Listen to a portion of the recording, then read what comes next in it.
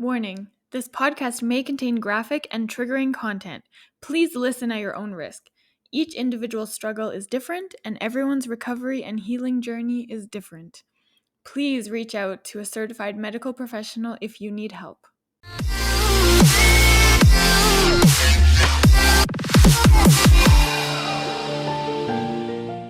Welcome to episode 10 of Stomp the Stigma, the podcast aimed to fight the stigma surrounding mental health through education, awareness, experiences, stories, resources, and the vulnerable truth. This week is going to be a little short and sweet. First of all, I just want to thank everyone that has listened to the podcast so far. All of your love and support means the world to me, so thank you for every single play, follow, share, review, and subscription. Every little thing matters more than you know, so thank you guys so much. From exploring local resources, researching mental health, and talking to people and hearing their stories, I've learned so much about my own past and my own experiences that I didn't even know were really a part of the problem. So today I'm going to talk about some of the pieces of my story that I didn't get into in episodes 2 and 3. And I'm also going to talk about some of the stigmas and things you should know on your own journey. Talking about everything out loud is super therapeutic for me and helps me come to terms with everything that's going on in my life while being honest with myself about everything that has happened. So bear with me while I just verbally kind of journal through my thoughts and my feelings. So to start, my healing journey is and always will be ongoing. And I love that I'm continuing to learn and grow from everything that I've experienced. So after talking to a few people about their experiences in manipulative and toxic relationships, I slowly realized more and more how toxic my own relationships have been. Growing up, I had zero self-confidence and zero self-love. I was never told that I was beautiful or perfect just the way I was or just being me. And I was only ever exposed to other women that talked poorly about their own bodies and their own appearances. And I still have those people a part of my life today. So it's not the healthiest, and it wasn't the healthiest growing up. And pair that with the media's portrayal of what a female body should look like. Growing up with magazines and people on TV, it was so harmful and unhealthy. So I grew up thinking that I needed to change who I was in order to be loved. And since I had no self-love, I wanted so badly to find that love from someone else. But I felt so bad about myself that I didn't see how someone else could even love me. I didn't look like the girls in the media. I didn't look like the skinny girls at school. I was never a small kid. So whenever a boy was interested in me, I clung to them because I had finally found someone that maybe cared about me. And I thought that if I found love from somewhere else, that I could eventually love myself just as much. So I bounced from relationship to relationship, never really staying single for very long. Looking back, I feel like I missed out on so much. I missed out on being single in my 20s. I missed going out and partying with my friends, doing all the dumb things that young people do and should do to just a part of growing up. But most of all, I missed out on exploring and experimenting and discovering who I am and what I like. I never really got the chance to figure out what I like to do in my spare time, kind of what my style is, what my hobbies are, and I never really got to find my voice. I lived my life doing everything I could to make everyone else happy, doing whatever it took to make the people in my life love me, because then I could maybe love myself just as much. But to this day, I've never dated anyone that has told me that I'm beautiful or that I'm good enough just the way I am. And to me, looking back, like that is so crazy because everybody deserves that and everybody is worthy of that kind of love. So I stayed in relationships much longer than I should have because the thought of being alone is terrifying or was terrifying. Like, I hated myself, I hated my body, I hated my entire being. I just felt like I needed somebody else to lean on and that I couldn't do life on my own. But throughout my relationships, I had people tell me that my partners weren't good for me or that I deserved better. But I never really believed them because obviously I didn't have that self confidence. I thought I was like so lucky to even find someone remotely interested in me, so I always stayed. And I let them treat me however they wanted, and I did everything to make them love having me around. Towards the end of my last relationship, I had made big steps in my life towards a healthier, more positive environment. I quit my job, which was an extremely negative, stressful environment. I left the sport that I had trained in for 17 years, but it was full of body shaming and unhealthy relationships with food and my coaches. So I was feeling a lot more self confident after all that, and I found a new gym community that was super supportive of me. And I was told on many occasions that I deserved better relationship wise, and they were right. But when I was in the midst of it all, I couldn't see any of it. And like, don't get me wrong, we had some amazing times. We have so many good memories and are actually still friends to this day. But when things were good, they were really good. When things were bad, they were really bad. And I didn't even realize when we were together, like how controlling and manipulative and toxic the relationship was. And I don't think he did either. You know, I thought he was the one. I thought I was going to spend the rest of my life with him. We had talked about getting married. We had our first dance song picked out. I even had a wedding date picked. So I really, really thought that we were going to get married. And there were always crazy ups and downs in our relationship. I never realized how manipulative and controlling the entire relationship really was. So he had been cheated on before. So he was very insecure and wouldn't let me have any friends who were men, which I understand when you've been through a situation like that, but at the same time, you kind of have to work through your own issues and not put that on me. But I ended up losing a lot of my friends, and in turn, I only had him to turn to and to lean on. And I became friends with his friends and the wives and girlfriends of his friends. And we became really, really close. But after we broke up, like I was left with nothing and I had nowhere to turn to. He wouldn't let me paint my nails a certain color. I wasn't allowed to wear high heels. I wasn't allowed to wear lipstick. I wasn't allowed to cut my hair a certain length. You know, he monitored kind of what I ate all the time. Every time I went out to eat with friends or family, when I came home, he would always ask me what I ate. And I felt like sometimes I had to lie about it because he was so obsessed with just every aspect of my life. And there's a few events that I remember so clearly. Uh, my sister and I, we went backpacking to Europe for 5 weeks, and it was our first time to a lot of the places we visited. So, of course, we were trying all the different cuisines and all the different desserts, and we had all of the pasta and pizza in Italy, like you name it. We tried everything. I mean, we were on vacation and enjoying ourselves and definitely indulging. So, of course, I gained a little bit of weight. Like, that's pretty normal, I think. But I remember when we got back, he noticed the weight gain and he told me that I had let myself go, that I was overweight, and that he couldn't be with someone that didn't take care of themselves. And as someone who was and still is recovering from severe body dysmorphia and eating disorders, those comments cut so deep, and those are the things that like I will never ever forget.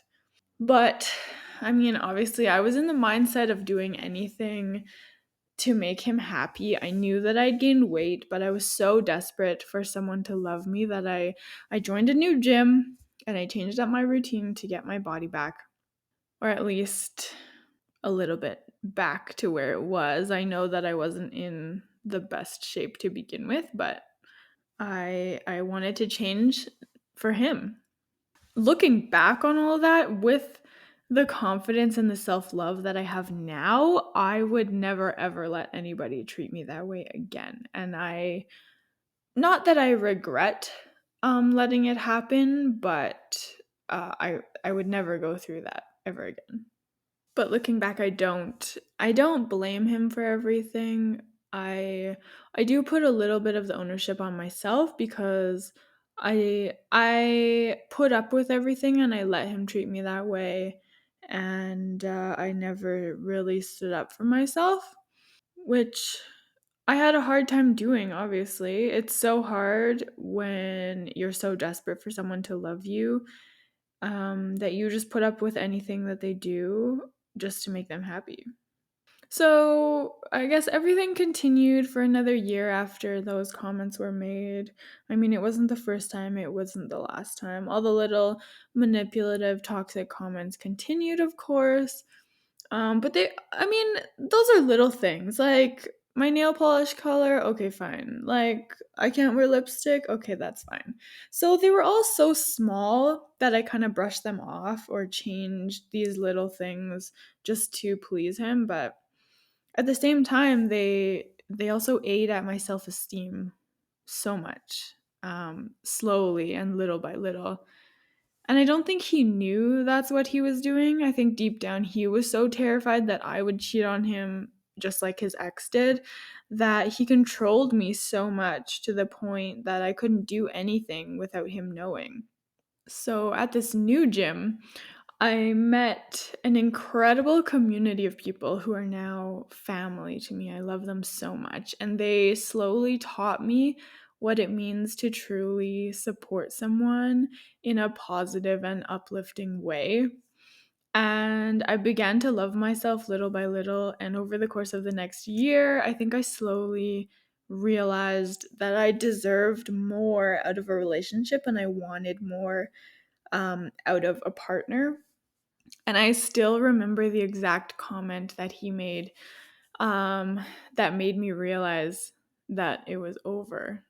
So now I've been single for the past year and a half. For the first time in my entire life, I finally didn't jump into a new relationship right away, which I am really, really happy about. And I've had so much time to be with myself. I've had so much time to discover what I like, what I want out of life, who I want to be, and I now understand what kind of a partner I want in life.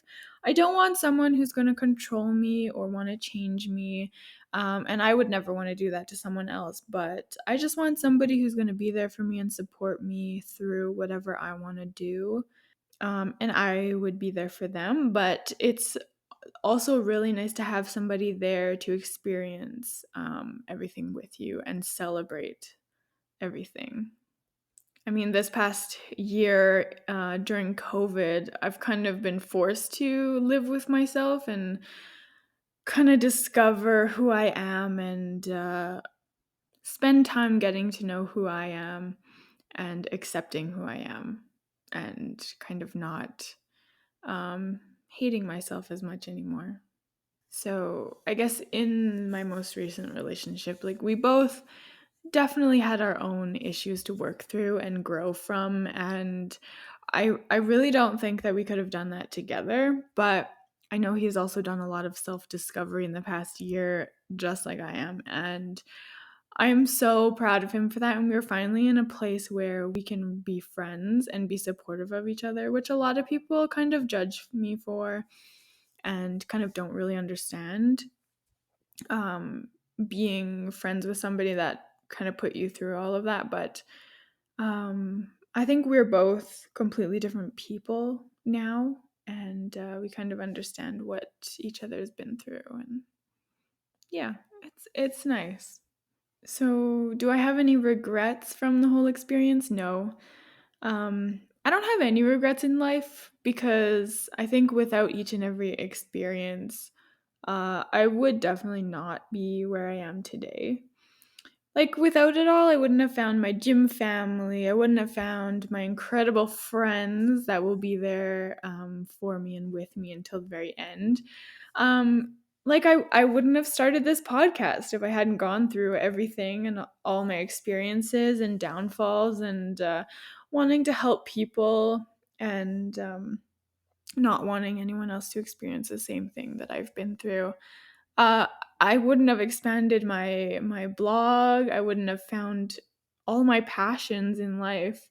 So I am really grateful for the experiences that have allowed me to become who I really am. Uh, I may have missed out on a lot in my 20s, but I'm making up for it all now, and I am loving every minute of it.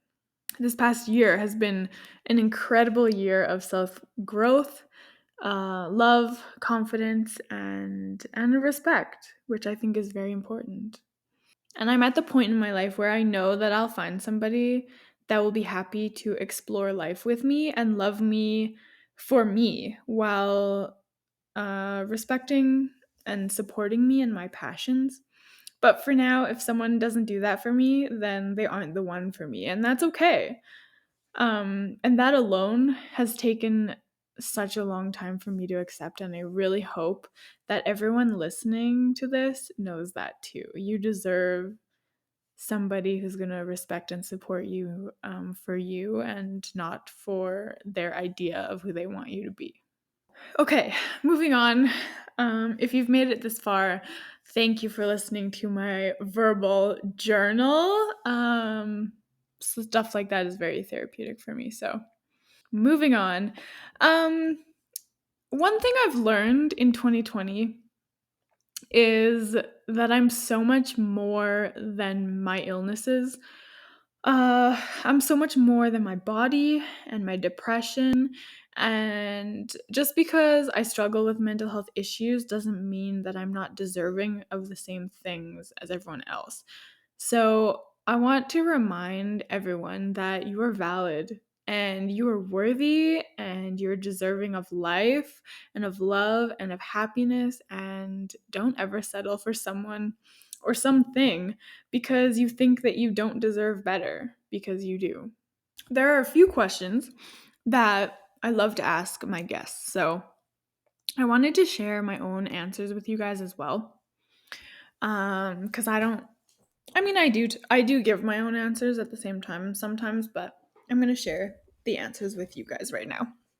The first question is there a stigma that bothers you the most, or one that you hear most often that isn't true?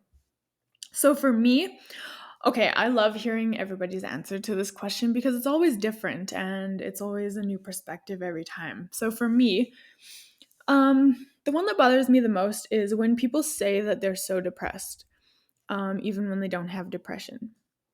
Like the average person complains about being depressed, and that bothers me so much. Like, I understand that everyone has bad days and everyone feels down. Like, that's just a normal part of life. But people that don't have depression don't know what it's like to not be able to get out of bed for the day, to feel like the world is closing in on you, to feel like you're worthless and useless and a burden to everyone around you.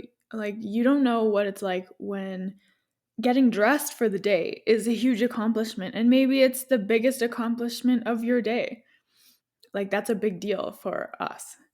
And you don't know what it's like to isolate yourself for no reason, even when you need people the most, or what it's like to sit in a room full of people that love and support you, yet feel completely alone. So, please, please be careful what words you use and how you use them. It really does hurt more than you know. I mean, everyone is allowed to have their bad days, of course, but please just call it what it is, a bad day. There's also a stigma that if you have a mental illness, then you can't function in society. Like, if you have a mental health issue, then there's something wrong with you. And that's not the case at all. I think I have my life figured out more than most adults, and definitely more than most people my age. I mean, like, I own my own home. I have a job that I love. I have hobbies that make me happy. Like, I know who I am and what I want out of life. I have my friends to support me, my best friends, that are gonna be there with me till the very end. I own my own business. I have this podcast. I run a successful food blog. Like, I have no debt except for my mortgage.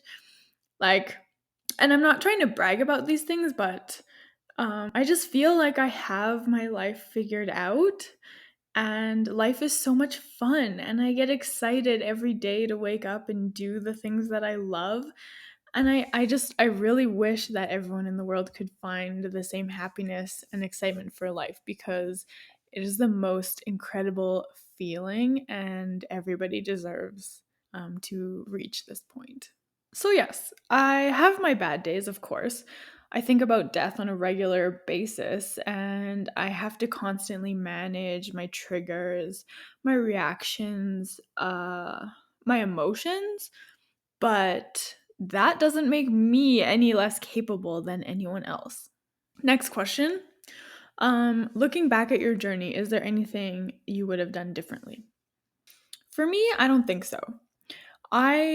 I didn't have the support that I wanted from the people in my life at the time. So, without going through everything that I did and having everything play out the way that it did, I wouldn't have found the support group that I have now.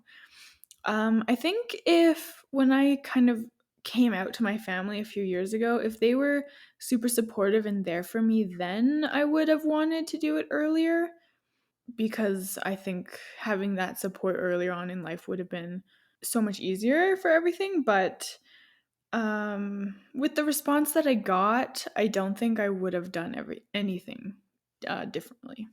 And if I had done anything differently, and taken a different path than I did, I definitely wouldn't be in the same place in life that I am now. And I'm so grateful for where I'm at, and the person that I've kind of become today. Next question is, what advice would you give someone struggling with their own mental health issues, or what advice do you wish you had received yourself? So, I wish that I'd been told when I was a kid that what I was feeling wasn't normal. I didn't know that feeling left out and like nobody wanted me around, or that I had no place at school, was kind of a side effect of the depression and the anxiety. Uh, I didn't know that all the negativity and pushing people away and ruining friendships because I felt like a burden and unwanted was the result of my illness. But at the same time, nobody else really knew that's what it was either. Like, I wasn't truly diagnosed until I was in university. So I don't know if anyone could have even given me that advice when I was a kid. I also wish that when I was younger, I could have learned how to love myself and not seek approval or love from other people. I wish that I had role models that showed me how to love myself, and kind of showed me that they loved themselves as well, so that I could kind of find love internally without seeking it from another source. But I also think that that is something that comes with time. And as you grow up and experience life and learn, I think the environment that you find yourself in can really influence your opinion of yourself. And it's a very hard thing to develop, that self-love when you're young. So those are things that I wish I had, but at the same time, I don't know if they would have been possible. Okay, what advice would you give to the people supporting someone who is struggling with their mental health? The number one thing, I remember at my previous job, um, they had a mental health week, and they had sent out emails every day, kind of with tips on mental health and kind of facts about different illnesses and stuff like that, so that people were more aware of it. And it had come straight from our VP. And I remember responding to the email like thanking him for doing this and sending out these tips because mental health is so important to me and I had been struggling for so long, and I was so happy that they were finally doing something and kind of educating their employees. And the VP replied back to me actually directly. This was a huge company, so it was very rare that you got to talk to somebody so high up. But he replied to me and he said that his wife had recently opened up to him about her own struggles and he had no idea that it was even happening. And I was saying this to someone the other day actually. When someone is struggling and they don't want you to know, they will make sure that you don't know. So we do everything that we can to hide it from the world because there's such a stigma around even having these issues that if we don't want you to know, then you won't. So, anyways, going back to the story, my VP had no idea what his wife had been going through, and it had opened his eyes so much. So that's when he decided to send out these emails to the rest of the company. And the one thing that he asked me is, do you have any advice for me to help my wife? Like, what can I do to be there for her? What does she need from me? And the one thing that I said to him was, you can't make it go away. I know a lot of the time we want to fix other people's problems, but with mental illness, you can't. And I had the same discussion with my ex as well. He was one of those people that was always a fixer. Like, if you had a problem, he would fix it. He was always the one to make it better.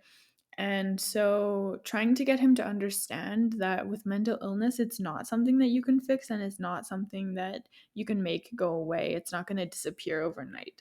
That is something that was really, really hard for him to understand. But you just have to try because you can't. You can't just make it go away. You just have to communicate with that person about how they're feeling and what they need from you to help them feel better. And for me, that's usually just having somebody there. Like, you don't even have to really talk to me, but just, I mean, if we have a normal conversation, we don't have to talk about the problems or anything, but just having somebody there, um, just somebody there for you, it helps so much.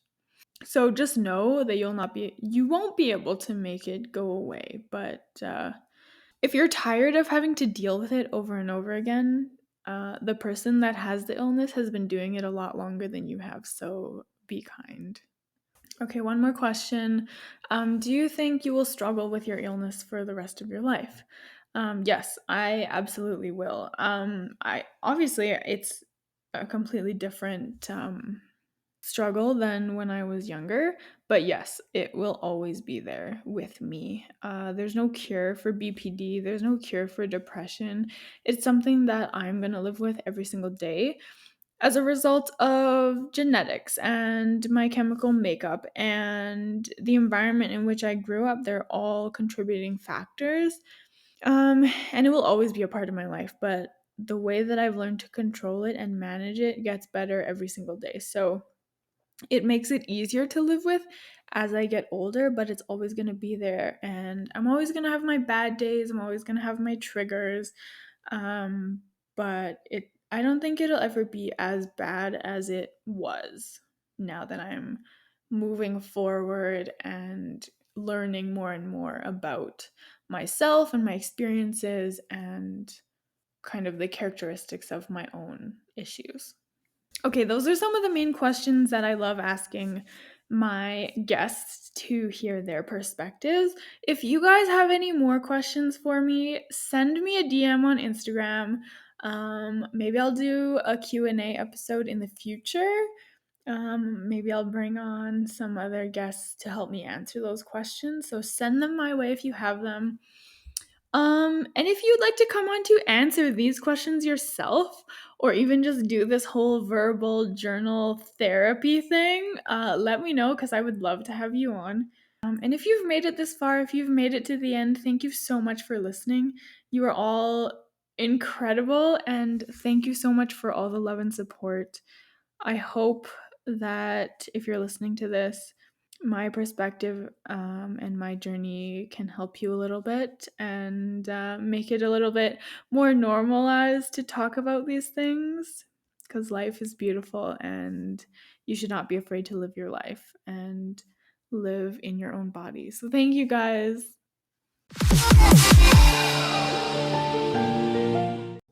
Thank you so much for tuning in today. Feel free to reach out at any time. You can contact me on Instagram and Facebook at Stomp the Stigma YYC, and you can email me at stompthestigmayyc@gmail.com.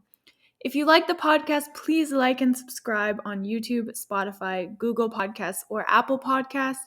And if you or someone you know would like to come on, I would love to have you.